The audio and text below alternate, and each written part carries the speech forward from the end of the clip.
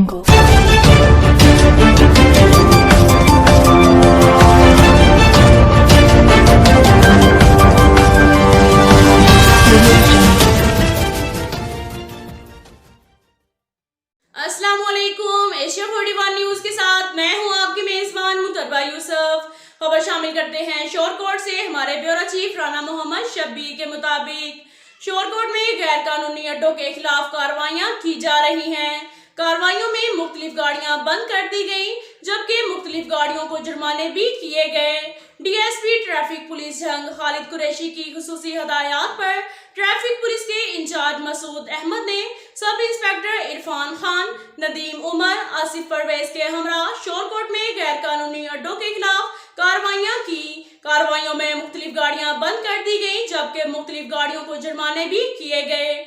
Traffic police incharge Masood Ahmed का कहना था कि 17 वैगनें बंद की हैं, जबकि 7 बसें भी बंद कर दी गई और तकरीबन 9,000 रुपए से ज़ायद के जुर्माने भी किए गए हैं। इनका ये भी कहना था कि तहसील चौक, कैंट रोड, पतन रोड पर जितने भी गैर कानूनी लारी अड्डे हैं, इनके मैनेजर्स को हदायत की हैं कि लारी अड्डे में अपनी गाड़ियां लगाएं। अब तक के लिए इतना ही काफी है। मिलते हैं अगले बुलेटिन में, हमारे साथ रहिएगा।